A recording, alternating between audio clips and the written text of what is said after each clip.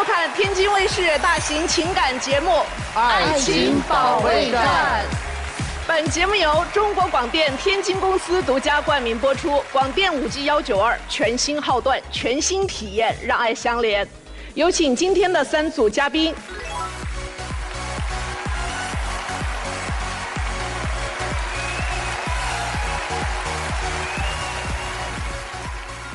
首先要疗愈的是本期第1对情感嘉宾，孔先生29岁，来自河北，自由职业；马女士43岁，来自河北，工艺品店店长。他们究竟遇到了怎样的情感困惑？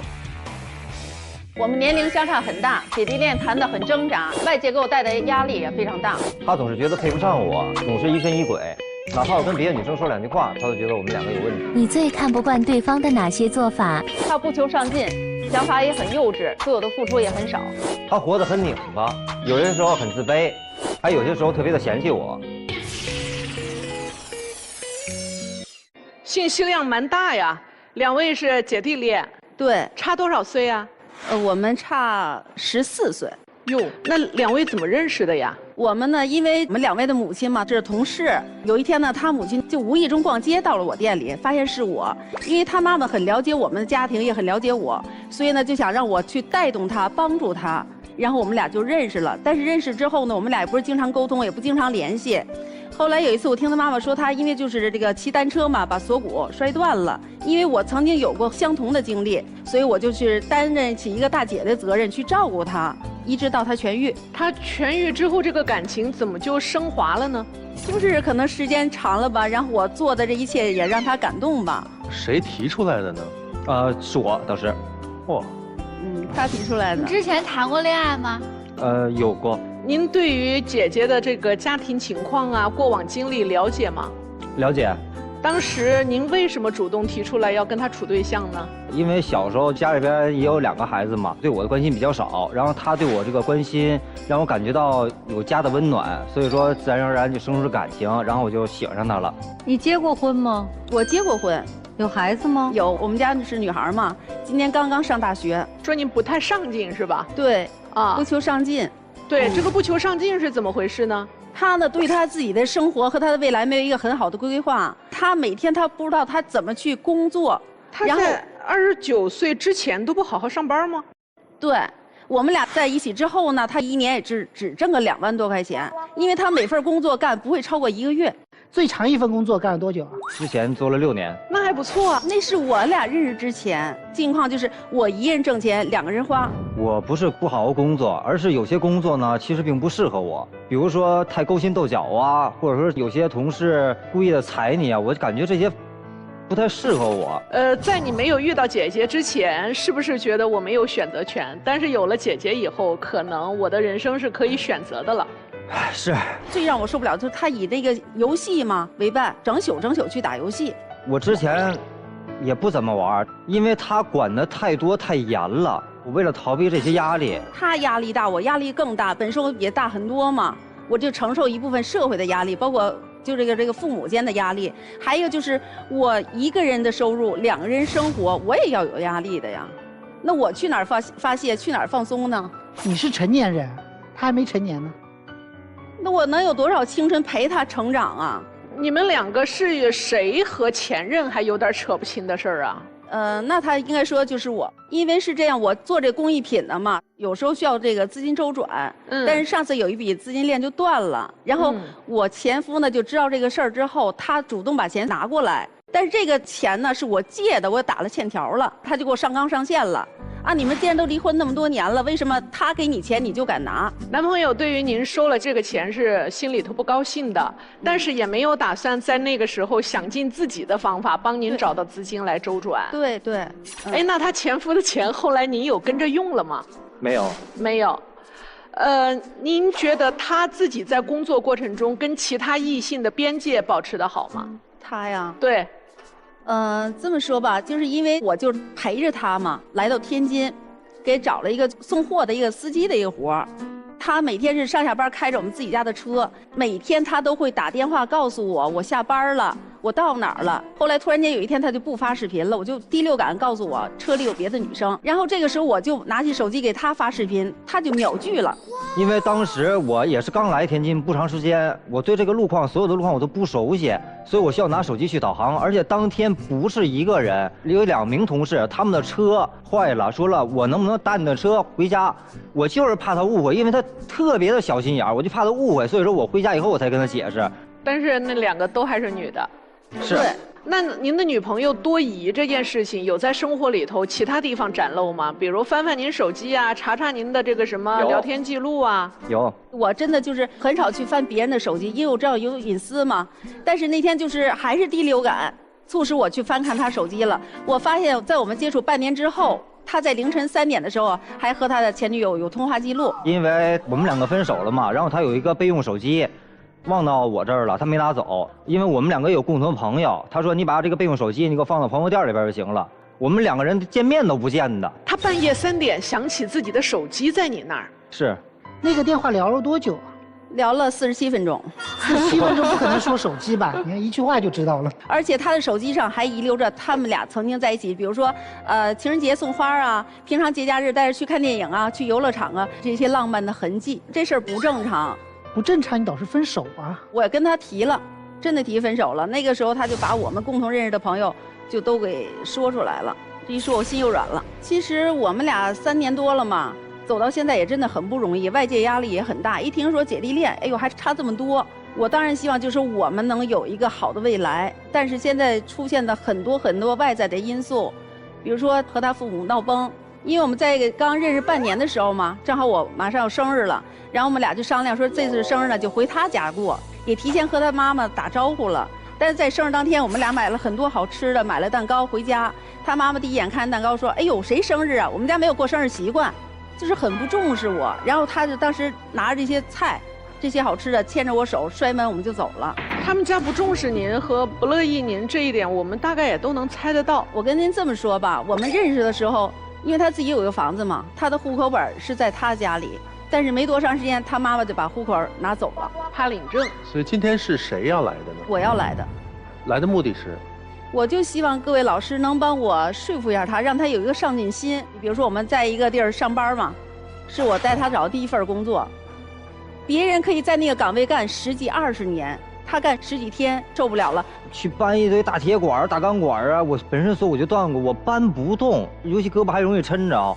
之后在天津呢，找的是不是都一样的？他什么委屈都不愿意受，那你怎么可能期待他出去打工这个事儿能实现呢？所以我就把我的店关门了，我带动他，我们一起来天津来奋斗啊。哦，现在已经关门了。对，我们都能理解他为什么爱上您，但是我们却不知道您为什么爱上他。我当时跟他接触的时候，他很细腻，他能知道我这个时候我需要干什么，我需要拿什么或我需要吃什么，就很细腻。那时候真的特别关心我，特别暖。可是服务员你在外面吃饭的时候，他也能知道你想拿什么，要干什么。一看你满桌找，哦，餐巾纸没了。但是您知道吗？这是我在前一段婚姻里没感受过的，而且我是离异6年之后我们俩才认识的，所以就是6年，那更是没人关心，没人问。现在他对您不像过去那么好了。对。过去的那一些眼里看到你的需要，现在都没有了。而且就是特别没有耐心了，已经。现在你逼着他干活嘛，你不逼着他干活，他就有耐心了。那就不管他将来和谁结婚，他总得有一个肩膀来承担的家务。那就跟你没有关系了呀。不是，他下一次有可能和一个依然不需要他工作的人结婚。对。其实我这么做也有点小心思吧，我想把他改变，然后让他父母真正的去接纳我。那现在我们也都听到这儿了，这一对爱情哈，本来我以为是会挺浪漫的，但是现实千疮百孔。那我们再听听老师们怎么看。来，吉儿，我觉得为所有女生说一句话吧：如果你一直要求别人来爱自己，你一直渴望别人来对自己好，以你想要的方式，这个事情本身你就是非常累的。因为他没有帮助你建立你自己的一个内核的精神世界，而且他一直都在消耗你。还有他提供的这些所有的好，我觉得比较廉价。他并没有让你成为一个更好的人，他没有让你在43岁的时候，你还觉得你像23岁一样的幸福、快乐、被爱。因为人都是会权衡利弊的嘛。其实如果他真的只是作为一个男子汉来说，我不喜欢你了，他早就走了。他不会做一个长不长则、短不短则的一个这样的行为。还有一个就是，我觉得女人就是这样子，就是你在谈恋爱的过程中，你如果花了钱，你就一定要让自己快乐。这是你因为你是按你自己的劳动所得，所以你所有的现在的家庭幸福、你的事业、你的人生是靠你自己苦苦经营来的。我觉得不要随便轻易的因为一个别人，然后来破坏了自己原本的美好。这个是我的一些想法。他是不会成长的，为什么呢？因为男人的成长来自于家人的放弃，家人只要不放弃，男人就不会成长。家里面人管得越多的男孩子越弱。他会失能，现在的状态就是一个失能的状态，这是第一个。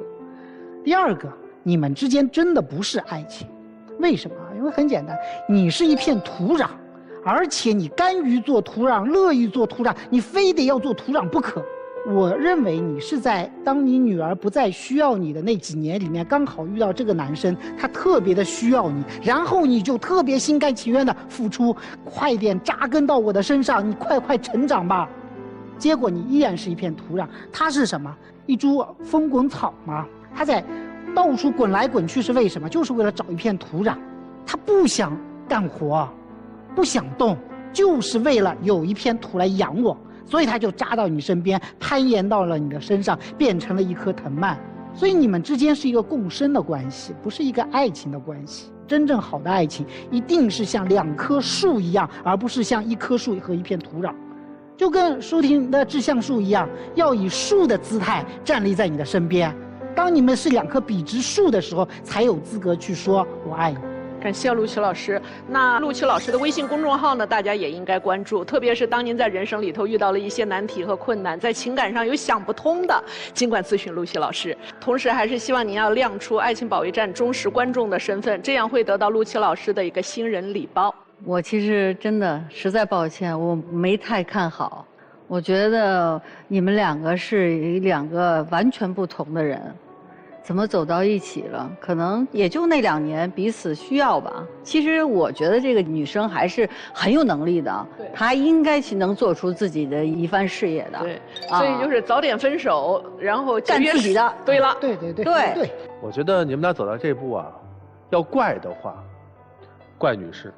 你跟他各种不合适，但一开始你恰恰就是看中了他不上进这一点，你觉得好控制啊，不像上一段婚姻你控制不住他，但慢慢你会发现啊，随着你们相处时间长了，你觉得很累啊，因为谁不想靠一靠别人，尤其是一个女人，男生身上最主要的问题就在于骨头太软了，你压根儿自己就没撑起过一片天。所以好不容易看到一个妈妈式的一种伴侣的话，你一下就扑上去了。但是可惜啊，人的心是随着经历，随着你们的相处会是变化的。你已经被他抛开了，因为他现在也没有信心说在你身上能得到幸福。所以赶紧分开吧，好不好？就当做了一场梦。有些东西值得回忆，但有些事情是需要品味的。我不像大家这么悲观。但是我觉得你们两个人最大的问题呢是都太弱了。姐弟恋一定是得有一方特别强，要么是姐姐特别强大，这个强大的内心能够引领弟弟我们坚定的往前走。即使弟弟就弱，但又怎样呢？家庭观念呢是1+1等于2就行，对吧？那么当你是0.5，我是1.5，1.5带着你0.5，我们也能等于2，那也行了。这就是女生要么就强一点，扛得住自己内心的煎熬。我年纪大会不会被劈腿呀？我年纪大会不会显老啊？我年纪大都是我养着弟弟，弟弟是不是只爱我的钱不爱我的人呢？你得自己有这个强大的内心去克服内耗和强大的经济基础，来克服你们家庭里头男人撑不起来的这部分，你得扛住。那还有一种姐弟恋谈得下去呢，是因为弟弟很成熟，他是靠能力和阅历拉近了两人关系。你们现在是处在了一个其实是事业的低谷期引发的情感的低谷。假如姐姐当初的一个工艺品商店一直还很挣钱，这段恋爱可能还谈得下去，因为你正好需要的就是一个能帮你看看店，能帮你有的时候做做后勤啊，或者偶尔管理管理这样的人，他又踏实，并且这么长时间来也没听到什么真正的绯闻。你的那一些什么所谓的一次不接电话和跟前女友的几十分钟的那个什么电话，那都算不得什么，都是捕风捉影的事儿，对吧？但要命就要命在你店开不下去了，经济变弱了，前夫忽然出现来救你的店，你们都还扛不下去了。真的是因为想逼弟弟一把，所以来到天津打工的吗？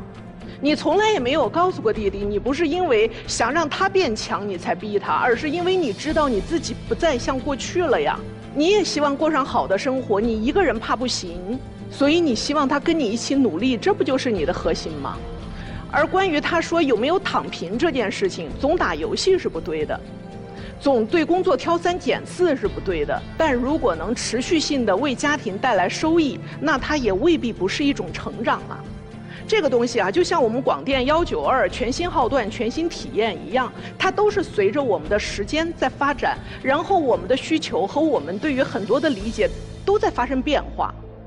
所以这一桩关系并不是非得散，而是你们要调整一下对于彼此的希冀，再来想一想，我们能不能够找到一个共同的方向往前走，找得到就走，找不到那你们再散吧。自己好好想一想好不好？有请。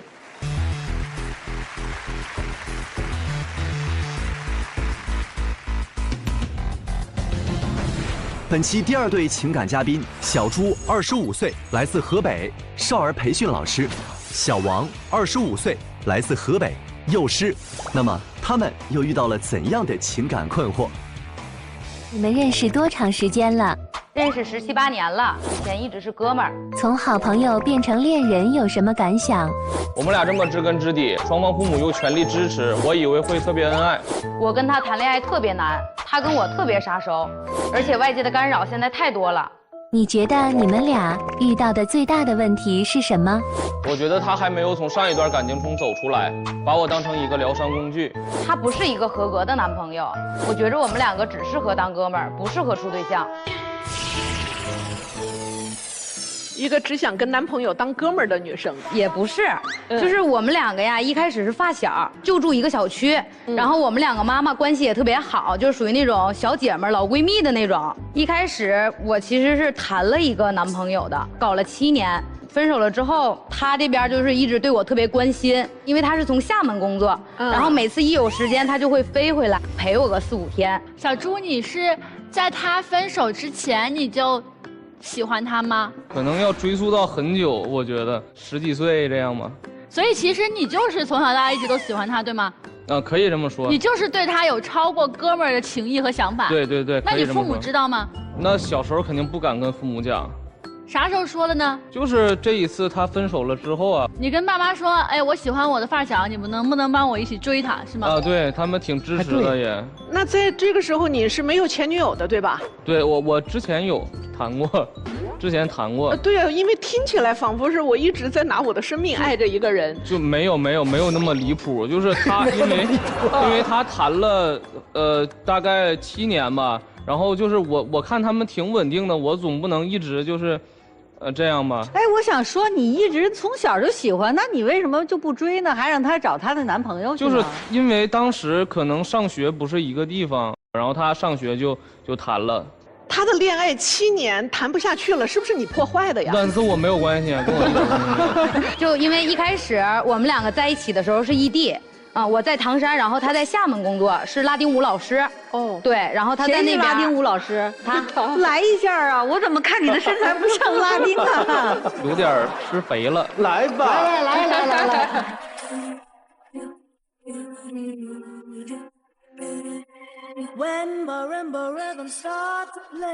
哎，有这劲儿哎。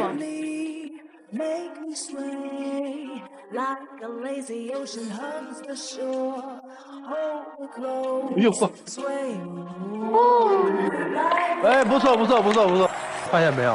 他跳舞的时候，那个女朋友是特别嫌弃的样子。没错，你没看出这个？没看出这男孩多有魅力吗？对呀。因为我一看他跳舞，我就想起他前女友。对，我就想起他在厦门干这个拉丁舞的时候那点事儿。哦，快讲讲。对，就因为我们两个异地嘛，然后其实他在那边挣的也挺多，一个月可以挣8、9千啊。然后我们两个在一起，就是异地的时候见面肯定时间也比较少，只能是通过打电话或者是打视频。然后当时他就跟我说，他说：“哎呀，那我不行，我就在厦门裸辞，然后我回来陪你，这样咱们俩天天可以腻咕一起，不也挺好的吗？我当时就特别感动，然后我就问他，我说那你啥时候回来？他说我过个1、2天我就能回去。结果拖，最后1个多月才回来的。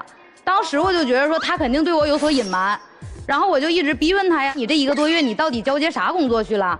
回头他告诉我了，他说他把之前那个工作给他前女友了，而且不仅说把工作给人家，把那些他用不了的、带不走的锅碗瓢盆、他健身卡，还有他租的房子，全都给他前女友，还特意组了个局，让他们那个厦门那帮朋友跟他前女友认识，然后说让人家多照顾着他前女友。那你说我心里边能不吃醋吗？就是因为当时我老板他是说，因为我们签了合同，我没有到期就不让我离职，就要我找一个来顶替我的位置，就刚好他当时没工作嘛。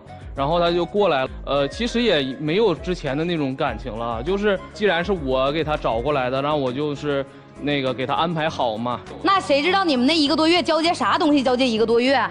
其实我觉得女方应该感谢他那前女友，如果没他那前女友，他还回不来呢。对呀，他找着一个能顶替他工作的人。你看看你小心眼儿的劲儿又上来了。我跟你说，他要跟他前女友那1个多月有什么事情的话，你们俩就站不了这儿了，他根本就不会回去找你了。反正我就觉着他前女友在我这是一个雷，多冤枉啊！你说？对呀，而且我觉着他现在对我特别不重视。因为我们2个在一起的时候，家里边其实也挺开心的，就琢磨着说，2个孩子也知根知底儿，然后2家也比较亲，就想着说，在我们俩搞3个月的时候，就想让我们赶紧结婚。因为我本来就是幼师，接触孩子也比较多，然后也比较喜欢小孩儿，他们就说，哎呀，赶紧结婚，赶紧生个孩子吧。其实我的想法是，我不想这么早去闪婚，毕竟刚相处了3个月。这能算闪婚吗？都认识这么久了。他就是想讨家里边人去欢心。我想让他们抱孙子，我觉得也没错啊。我觉着你这个就是杀熟加走捷径，因为2家就是父母都比较开明嘛，他们就说我们2个要是办婚礼的时候就是简单操办就行，彩礼可以不用给，房子的话呢也不着急，说哪怕结婚之后跟老人住，或者是说给我们租个房子去结婚。但是我就想着说，之前我搞了那个7年的男友，因为他们家庭条件不是特别好嘛，也买不起房，我妈就说这个男的你俩肯定不能在一起，这没房结婚肯定不行。我就特别纳闷，为啥到他这之后就变味儿了呢？那你妈妈喜欢我，这能比吗？我不是说非得要一个3室2厅的房子，但是起码得有一个我们俩自己的家，对吧？我就跟他说，我说不行，咱们2个先攒3年钱，攒首付，咱们一起付个首付，啊，他可好，他说那可不行，就是因为父母太着急了，我就想你满足一下父母的那个要求吧，而且我觉得我们2个还挺合适的。那你现在就是一直在听你父母、我父母的话，那你有没有想过我的心理感受啊？我就觉得他现在对我就是特别不重视。我倒不觉得他不重视你，我觉得他害怕，他怕你跟前男友还有什么理不清、剪不乱的事儿，想赶紧啊。生米做成熟饭，木已成舟。不是，他之前就有一次是这样的，我们当时一起聚会，就是因为我们2个朋友圈还是比较一样的嘛，因为从小认识。她前男友就是一起去那个聚餐去了，我也跟他一起去了。因为这个事儿，后来我们就大吵了一次。是这样的，就是我们2个不是有很多共同朋友嘛，然后有一个饭局。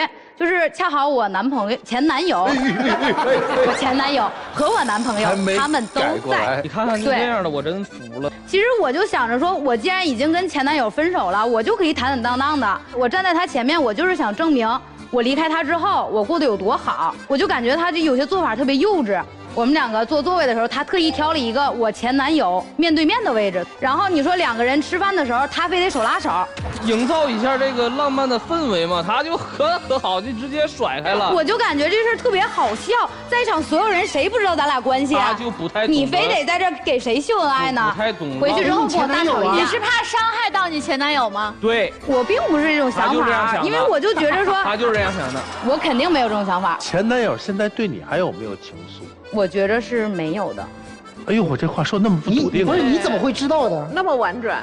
因为我们2个现在就是也没有联系，就对，也不会说刻意去进行一些什么交涉呀、交流也好，都没有。她还留着她前男友的东西，比如说台灯，我看那台灯我就烦。现在就是都是一些生活用品，对，像口红啥的。回去跟我大吵一架，非得说让我把我前男友的东西都扔了，然后还说了一句特别扎心的话，说啊，你不想跟我结婚，你就是因为你忘不掉你前男友，你把我当成你疗伤工具了吧？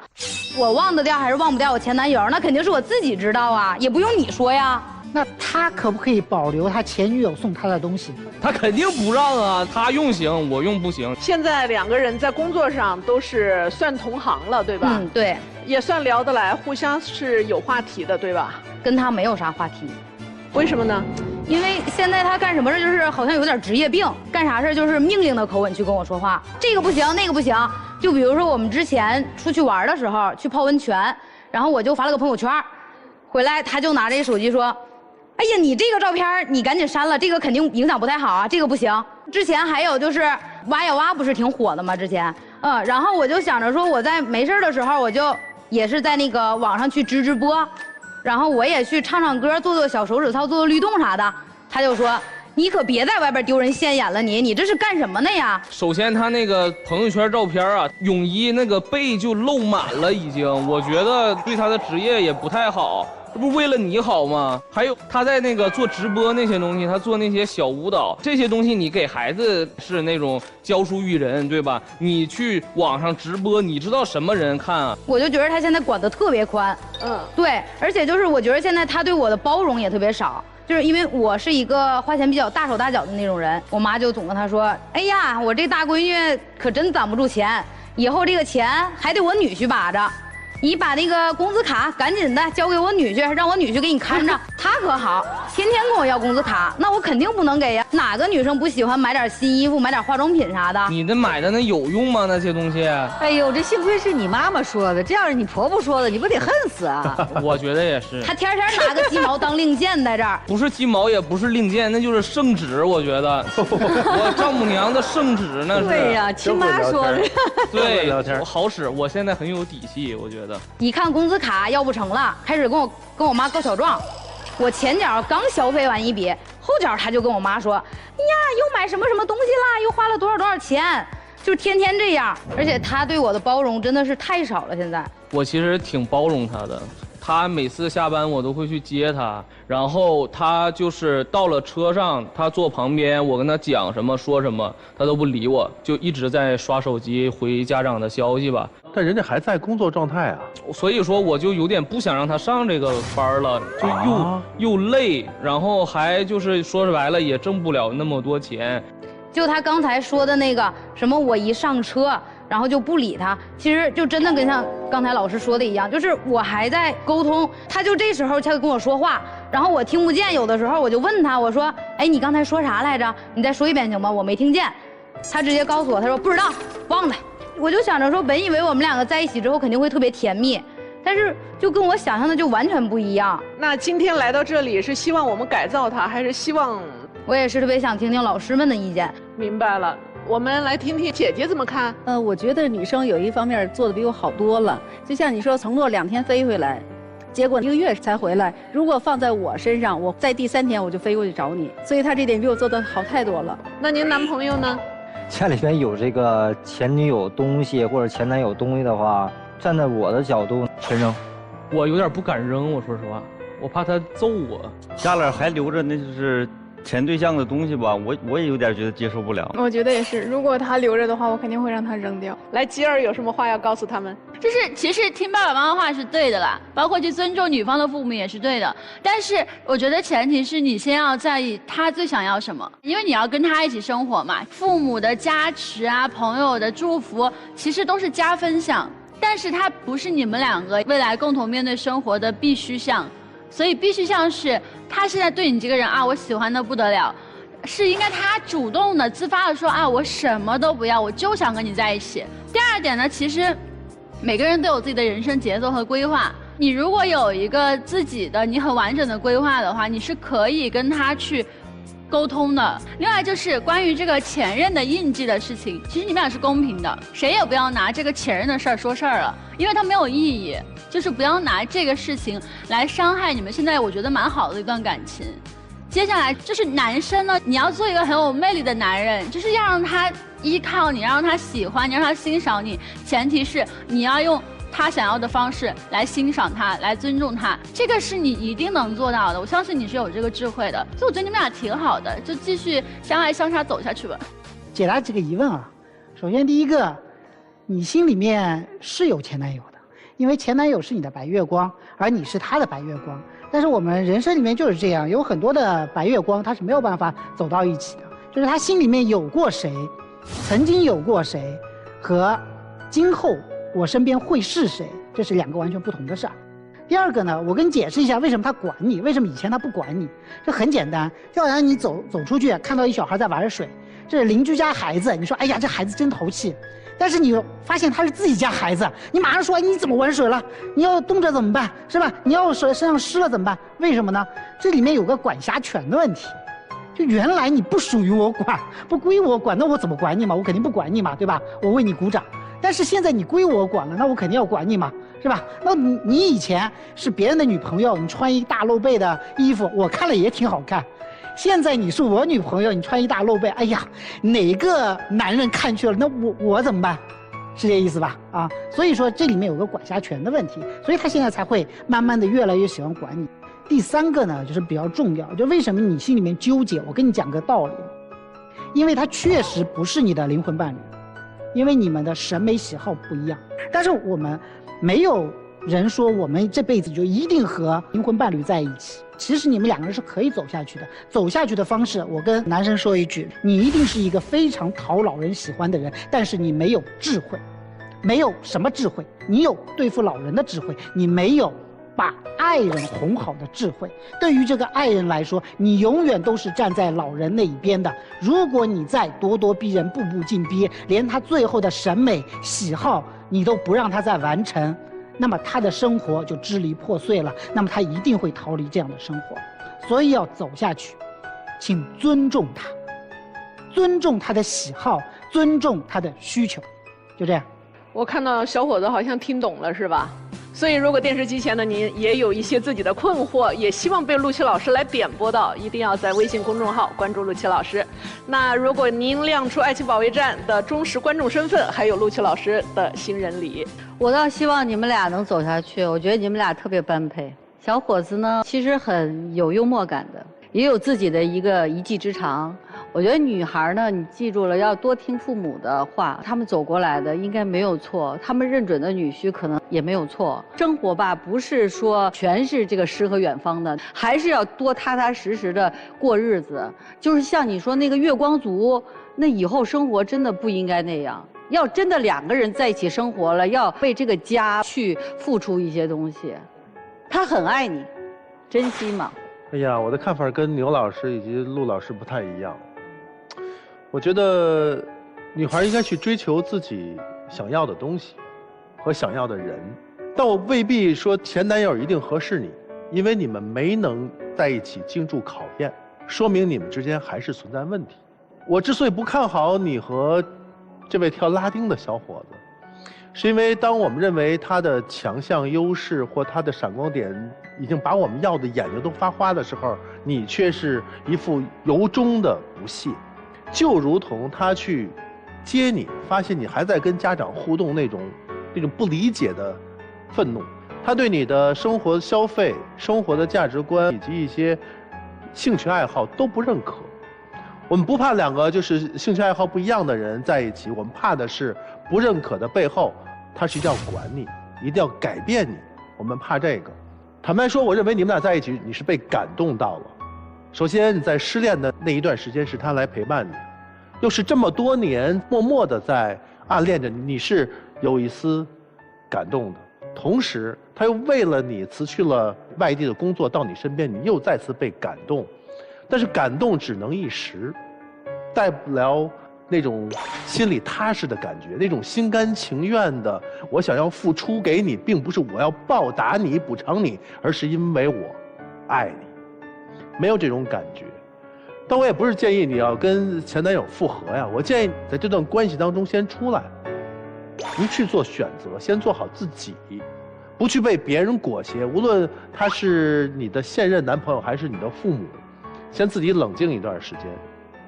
男生啊，别气馁，我是想说，当你们两个人在一起，自己也理不清楚、说不明白的这种关系当中，都拉开距离去看一看，远距离去看，那会儿你可能有不同的一些获得，就是你上赶着的，然后携双方父母来得到这段感情，真的能够长久吗？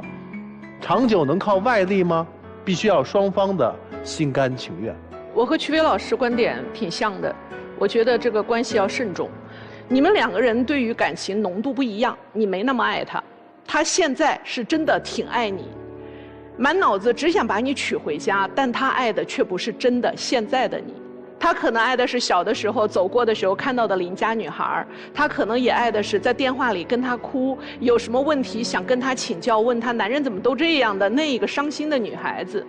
他唯独不爱的是有主见、有主意、有自己的喜怒哀乐、有自己的行为方式、理财方式、花钱方式、婚姻观、爱情观的你。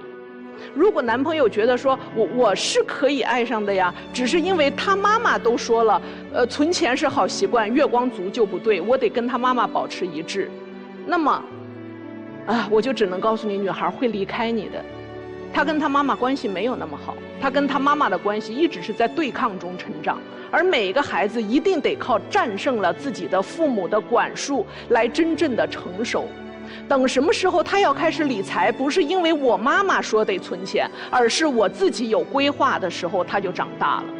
当你跟他妈妈一样，并拿起你妈妈说了的话来威逼他的时候，你就跟他妈妈站到了同一个阵线上，那个叫做落伍的家长。而长大的孩子首先就要离开的是原生家庭，所以如果你不变，你会等到分手。自己再想一想吧，小伙子。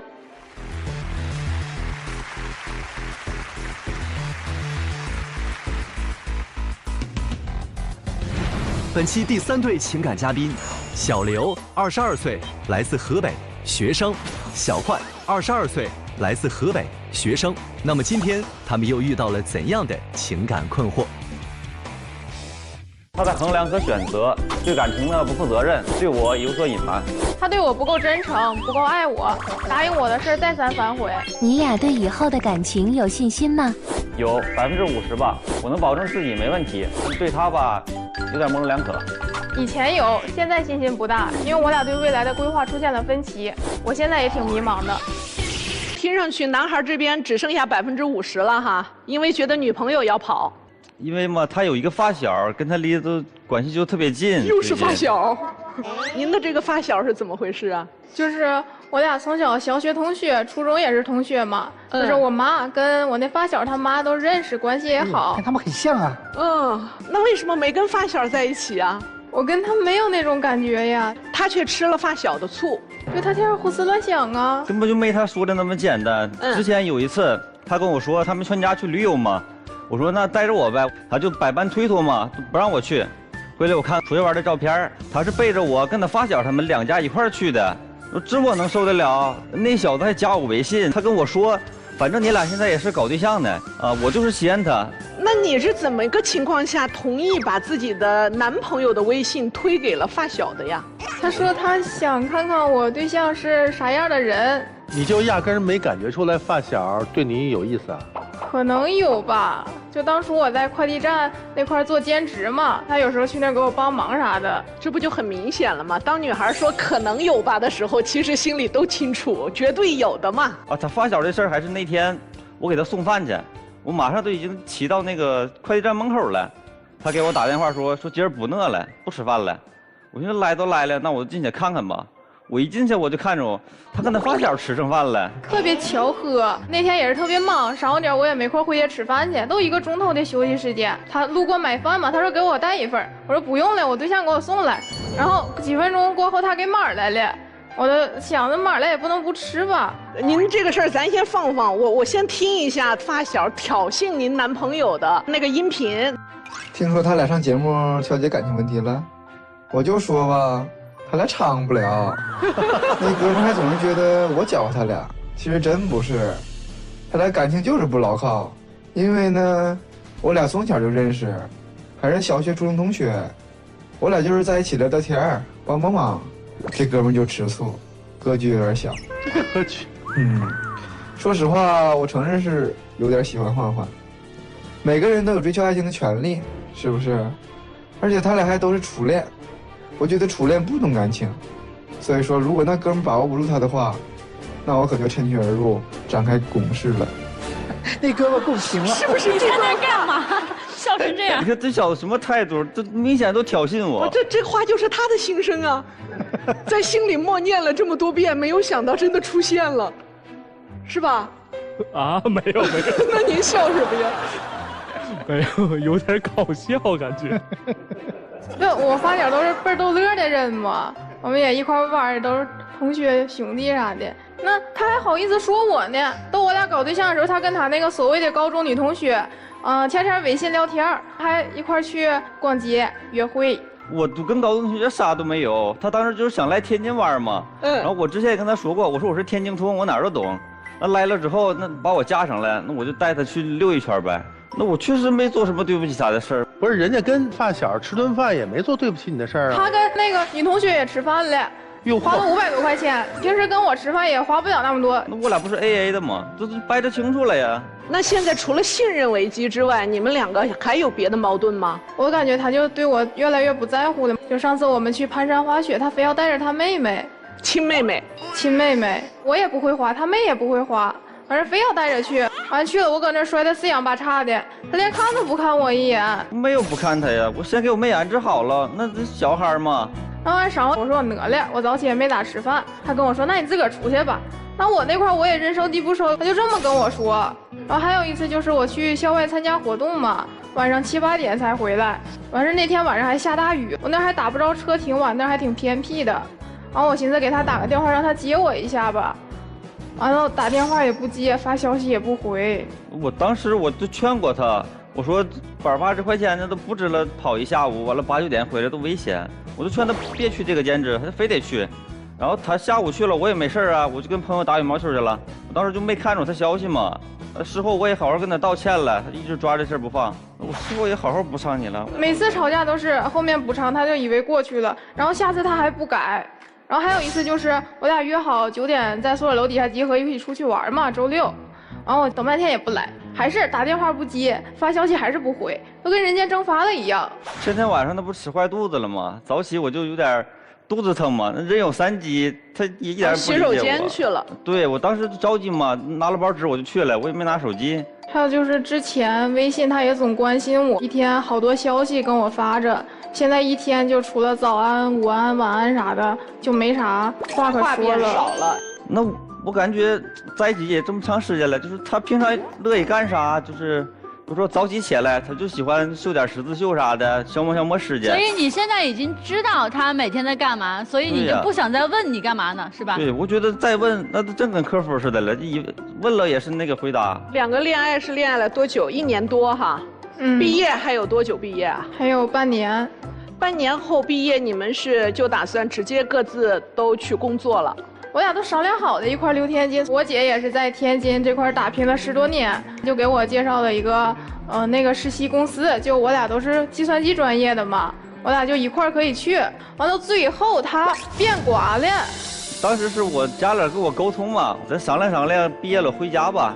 本身家里有点小生意，就想着让我回去打理打理。我也不是净为自己考虑的，他姐姐长期在外嘛，然后他这老闺女再出去，那家里父母都没人照看了呗。我寻思这不挺好吗？离他父母也近，离我父母也近。他根本都不了解我，我不想在家那边坐享其成，我想靠自己的双手在天津这块打拼。他要不想在这儿待呢？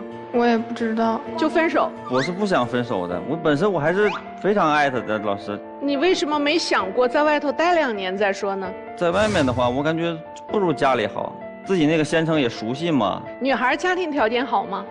也就一般吧。你是非得留天津不可吗？我也可以考虑考虑，但我想先拼一下试一试。好，现在其实这就是2个年轻人面对到毕业之后我们去哪里，人生该怎么选择的一个问题了嘛。它跟爱情说是沾边儿，它也沾边儿，但是我觉得更多的还是年轻人自己的迷茫。我们来听听哥哥姐姐们怎么看吧。就觉得他们很美的年纪，很甜蜜的恋爱，然后这个女孩子呢也非常好，小伙你珍惜吧。所以姑娘是该跟着回老家，还是小伙该跟着留天津呢？我觉得这个女孩子说的对。应该就是自己先闯一下。我感觉这个事情应该是算两不耽误吧。毕竟你们两个要是说真心的，可以说陪男孩子回老家一趟，但是女孩子说想在那边打拼，也有她的想法、她的道理。因为我也出去打过工，不是那么容易。换您的话，您是要求女孩子坚决跟您回老家，还是您会跟着拼2年再说呢？可以拼2年呢。如果说拼的不成功的话，可以回家去接手这个生意啊。反正有退路嘛。我觉得这个男生思想其实挺成熟的。我像他这个年纪的时候，就刚毕业嘛，那个时候我可能就是也是想去打拼，但是很难啊、而且也是因为我的那个他，我就选择了回来了。而且外面真的确实挺苦的。我觉得男生毕竟现在还年轻，可以抽出来一些时间，哪怕就1、2年的时间，我们出去看一看，也是一个磨合的过程。我觉着。大家基本上都是倾向于您可以为了爱情暂时先在天津待一待，闯一阵儿再说，反正家呢那个退路永远在。吉儿，两个人都还在一个不是很成熟的阶段里，因为两个人都才22岁，然后彼此又是初恋，其实你们也没有过多的关于情感的经历。你们现在一定是想往最好的方向发展，就是两个人无论如何要在一起。对。但你知道有一句话叫"道不同不相为谋"，就是每个人的人生观会决定他未来的人生轨迹。就算现在你硬把他拽回去了，他一定会有一天跟你讲说啊，如果有一天我也像我其他的朋友一样在大城市发展，说不定会过得比现在好呢。因为他要看过繁花殆尽之后，他才会愿意归于平静的。而且退一万步讲，你说现在回去让他当老板娘，你凭什么就能够说你能够让他舒舒服服的当老板娘呢？这个东西现在全部都是你自己想象出来的，你认为的。说繁花开尽，就感觉好像青春已经过去。你们两个人现在就是好像感觉青春马上就要过去了。姑娘，我问你一个问题啊，比如说你留在天津，你在天津找了一份5000块钱1个月的工作，很辛苦，还要租房子，1个月可能剩不下什么钱，非常非常的累，干了1年，1年之后，你爸妈或者他爸妈跟你说，回唐山吧，给你找了一份朝9晚5的工作，你回不回？应该会的。所以你现在就跟他回嘛，反正你会回的。你唯一要问自己的一个问题是，我要不要过和我爸妈一样的生活？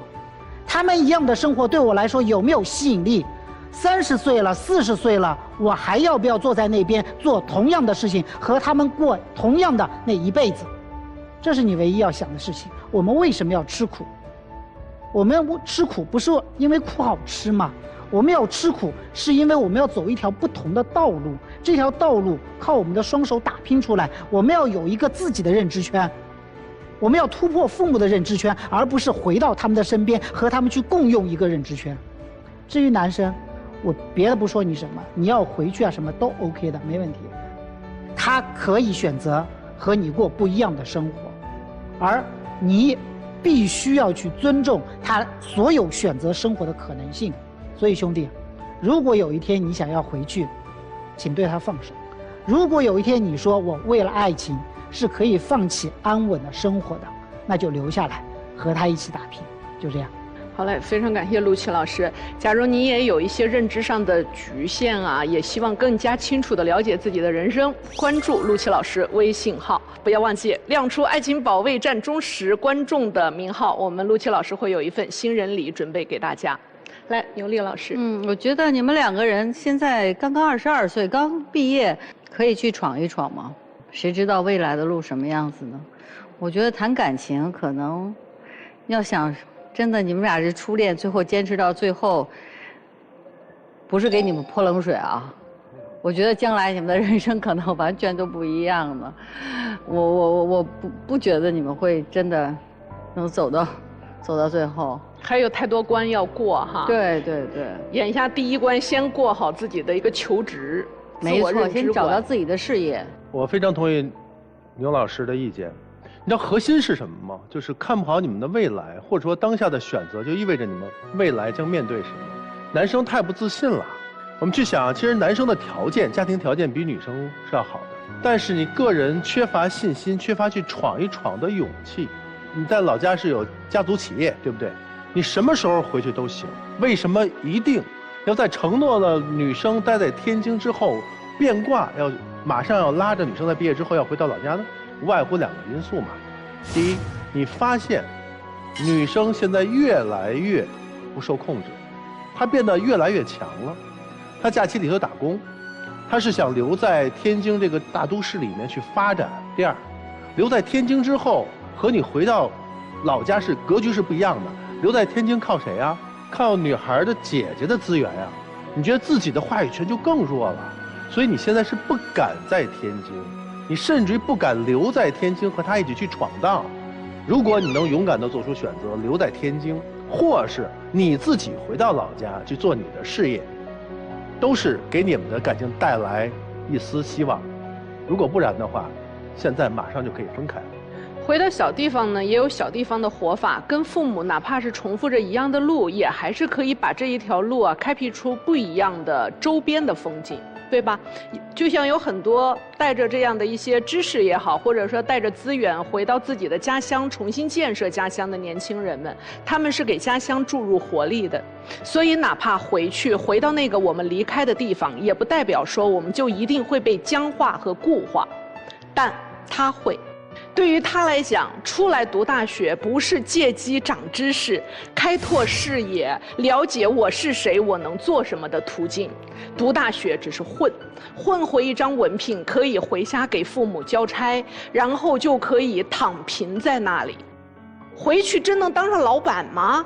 你爸爸妈妈如果还正在壮年，怎么可能家里生意就交给你呢？你爸爸妈妈拿什么相信你有能力能够子承主业呢？我们在老板面前可以证明自己，做出成绩就行，但我们在爹的面前想证明自己可难了。你很难做得比爹好，你很难让身强体健的爹让位给你，所以你从哪有老板可当啊？你的女朋友过不上跟他爸妈一样的日子，你的女朋友要过的是跟着一起伸手要钱的二世祖一起混吃等死的日子。他是个不怕吃苦的人，他可以做快递，他可以去做各种兼职，只为了看看我有多少潜能。但你父母会要这张脸，会说我不能让我的儿媳妇儿抛头露面打这种工，丢人。好好想想，趁着在门后边好好的沟通一下。有请。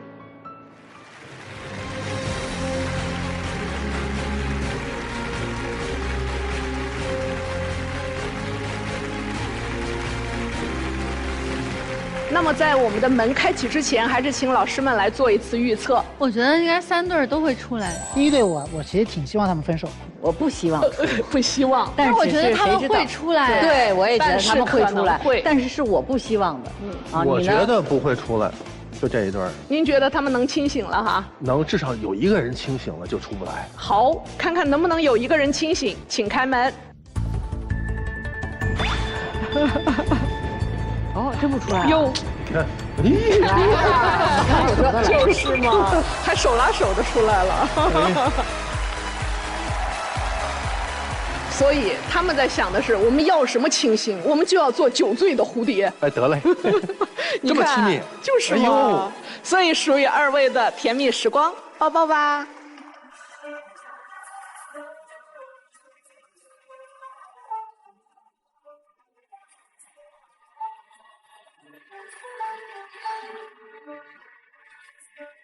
都已经想通了，好好过是吧？您要做出什么改变啊？我以后好好工作。他若以后承诺好好工作，我就变得温柔一些。哎呦，真好。那希望你们早一点步入结婚的殿堂。谢谢各位老师，祝幸福，请。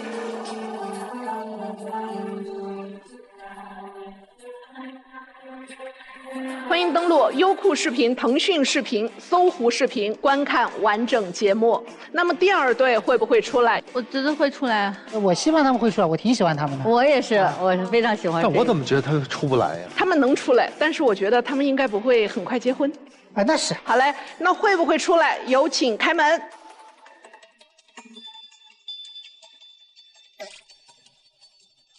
哦哦哦哦哦哦哦哦哦！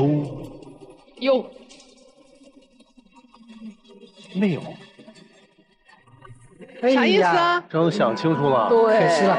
其实挺好的，当兄弟有的时候比当恋人好。确实，不过那女生她确实心里面有白月光。她分开也不见得跟前任要复合。对，对，对。登录抖音搜索“爱情保卫战”直播间，每晚8点到10点，情感导师会在线和您答疑解惑，您有机会连麦他们。那么我们最后一对年轻人肯定是出来的吧？我觉得毫无悬念了，是不是？悬念呢？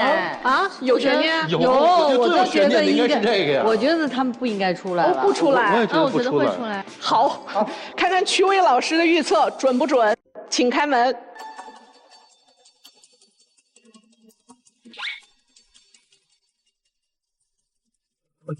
他出来了。呀！快抱抱吧，属于你们的幸福时光。哦哟，哎呦，甜的呀！